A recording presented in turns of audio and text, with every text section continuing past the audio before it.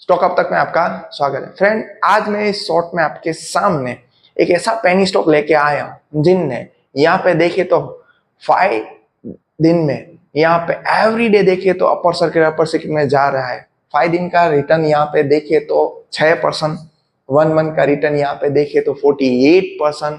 और स्टॉक में यहाँ पे किसी ने 6 महीने पहले इन्वेस्टमेंट 1 लाख रुपया किया होते तो आज उसके बन जाते 13 लाख रुपए। और स्टॉक की प्राइस थे देखो, नमक के हिसाब से 1 kg टाटा नमक यहाँ पे लेने जाओगे 30 रुपीज, सेम प्राइस स्टॉक की चल रही है। 6 महीने पहले स्टॉक 2 रुपये मिल रहा था। माइक्रो कैप स्टॉक है, इसकी micro cap market cap 42 crore market cap है।